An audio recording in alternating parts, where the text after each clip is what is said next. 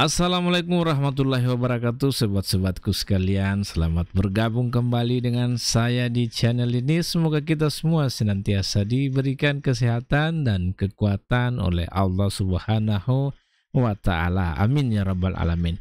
Oke, sobat-sobat sekalian, alhamdulillah hari ini atau pertanggal 27 April kemarin kita sudah melihat bersama-sama pengumuman hasil seleksi CP3K untuk Kementerian Agama tahun 2022 ya, meskipun diumumkan di tahun 2023, dan ada hampir 30.000 peserta yang dinyatakan lolos. Nah, bagi mereka yang dinyatakan lolos, saya ucapkan selamat. Selamat, kalian sudah mendapatkan apa yang kalian inginkan. Tapi bagi yang belum dinyatakan lolos, jangan berkecil hati tentunya ya. Nah, di sini saya ingin berbagi dengan teman-teman yang belum lolos tentunya terkait dengan apa yang harus dilakukan kalau misalnya pada saat pengumuman kemarin teman-teman yang tidak lolos ini melihat nilai yang ada di lembar pengumuman itu tidak sesuai dengan apa yang diharapkan, atau mungkin merasa bahwa hasilnya itu ini tidak sesuai ini dengan apa yang seharusnya menjadi hak saya, seperti itu ya. Nah, oleh karena itu terkait dengan kasus tadi, maka ada satu cara yang bisa dilakukan ya, yaitu melakukan sanggahan. Nah, melakukan sanggahan dengan harapan ketika kita melakukan sanggahan ini, maka status ketidakkelulusan kita bisa menjadi status lolos, L atau P_L ya, seperti itu. Oleh karena itu, dalam video ini saya akan berbagi informasi terkait dengan bagaimana cara kita mengajukan sanggahan terhadap hasil seleksi CP3K Kementerian Agama tahun 2022 sesuai dengan prosedur yang ada. Mungkin teman-teman sudah paham terkait dengan proses pengajuan sanggahan, tapi saya pikir tidak ada salahnya kalau dalam video ini saya ulas kembali supaya teman-teman bisa lebih memahami seperti apa prosedur mengajukan sanggahan, apa saja syaratnya, serta seperti apa tips dan triknya ya, seperti itu. Oke, tanpa berlama-lama langsung saja kita lihat bagaimana proses mengajukan sanggahan terhadap hasil seleksi P3K Kementerian Agama tahun 2022 yang diumumkan di tahun 2023 pada tanggal 27 April kemarin.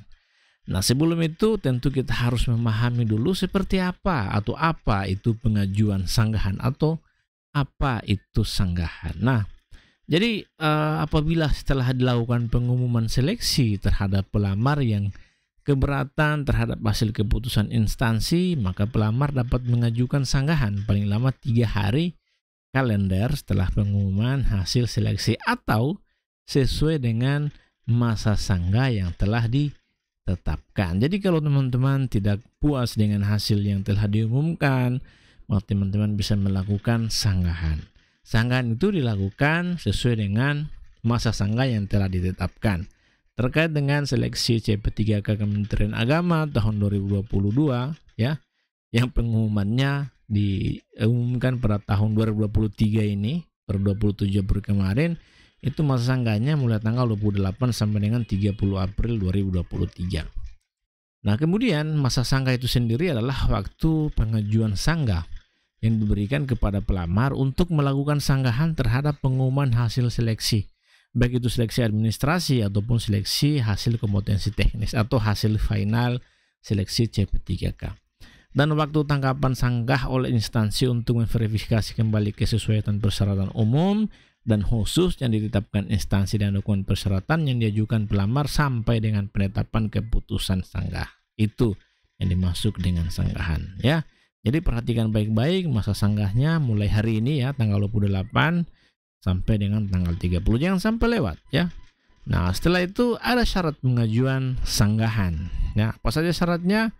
Nah, pertama, pelamar yang dapat mengajukan sanggahan dalam masa sanggah adalah mereka yang dinyatakan tidak lolos seleksi. Jadi bagi yang sudah dinyatakan lolos seleksi tidak perlu lagi mengajukan sanggahan. Nah, mereka yang bisa mengajukan sanggahan adalah mereka yang dinyatakan tidak lolos dalam seleksi. Kemudian pelamar hanya dapat mengajukan sanggahan atau keberatan paling lama 3 hari ya setelah pengumuman hasil seleksi. Jadi pengumuman hasil seleksi tanggal 27, masa sanggah dimulai pada tanggal 28 sampai dengan tanggal 30. Jadi maksimalkan waktu sanggah sesuai dengan kemampuan teman-teman.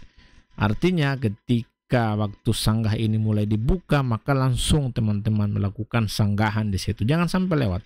Karena kalau lewat tidak ada gunanya kita melakukan sanggahan. Atau dengan kata lain, sanggahan kita tidak akan digubris karena waktunya sudah lewat dari tanggal yang ditentukan.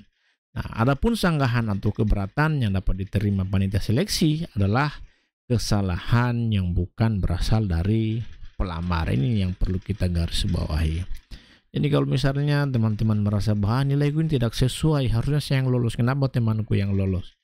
Ya, harusnya saya bisa berada di peringkat 1, kenapa saya di peringkat 5? Maka itu kita bisa menyanggah hasil-hasil seperti itu. Selama kita bisa menyertakan bukti-bukti yang otentik yang bisa mendukung argumentasi kita pada saat melakukan sanggahan. Ya, kemudian proses pengajuan sanggahan ini yang harus teman-teman pahami. Ya, pertama-tama teman-teman mengunjungi laman sjsn.bkn.go.id. Kemudian teman-teman bisa login menggunakan nick dan password yang telah teman-teman buat pada saat membuat akun di sjsn.bkn.go.id. Kemudian pilih menu sanggah dan selanjutnya paparkan sanggahan yang ingin disampaikan. Ini yang paling penting, memaparkan sanggahan yang ingin disampaikan. Ada triknya ya, ada tipsnya yang bisa teman-teman lakukan untuk melakukan sanggahan. Apa saja di sini saya akan berbagi dengan teman-teman. Pertama, kita harus bersikap objektif dalam mengacu pada aturan yang berlaku tentunya. Kita harus bersikap objektif. Kita melihat bahwa persoalan ini memang persoalan yang perlu disanggah, yang perlu dipertanyakan. Jadi ketika persoalan itu berasal dari kekeliruan panitia seleksi, maka memang itu sesuatu yang perlu disanggah, bukan dari kita secara pribadi, bukan dari pelamar. Jadi harus objektif. Nah, kemudian penyanggah harus memastikan bahwa alasan yang dijadikan dasar sanggahan sesuai dengan kenyataan dan bukan hanya sekedar asumsi. Nah, ini juga yang harus teman-teman perhatikan. Jadi kita tidak bisa berasumsi bahwasanya ketika kita menyanggah hasil seleksi, maka betul-betul sanggahan kita itu harus didukung dengan bukti-bukti yang otentik. Kalau misalnya kita menyatakan bahwa hasil seleksinya ada indikasi kecurangan, maka kita harus bisa buktikan bahwa memang ada kecurangan di situ. Ya, tidak bisa kita hanya berasumsi berdasarkan ini, berdasarkan itu tanpa disertai dengan bukti yang otentik. Nah, kemudian sebelum melakukan sanggahan harus mempersiapkan diri dengan baik, lengkapi semua data-data yang bisa mendukung sanggahan kita agar betul-betul bisa diterima dan layak untuk dipertimbangkan agar bisa lulus dalam seleksi P3 kepada instansi yang dituju. Ya, sekira itu saja yang bisa saya sampaikan pada teman-teman yang belum lulus seleksi dan masih memiliki keyakinan di akhir-akhir penerimaan ini, dalam artian yang masih memiliki keyakinan bahwa ketika melakukan sanggahan itu bisa berhasil, maka lakukanlah. Karena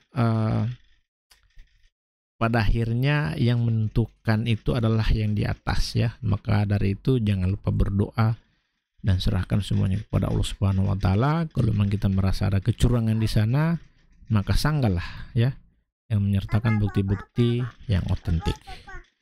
Oke, berjuanglah sampai titik darah penghabisan, teman-teman.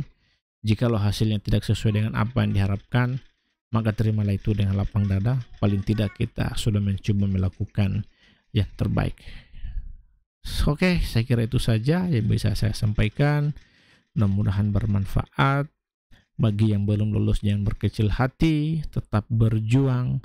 Di lain kesempatan, jangan pernah surutkan keinginan untuk berproses, karena kita tidak pernah tahu di proses yang keberapa kita akan berhasil menggapai apa yang kita impikan. Demikian apa yang bisa saya sampaikan. Saya akhiri ucapan wabillahi taufiq wal hidayah. Wassalamualaikum warahmatullahi wabarakatuh. Salam dari saya, dosen swasta, dan terima kasih.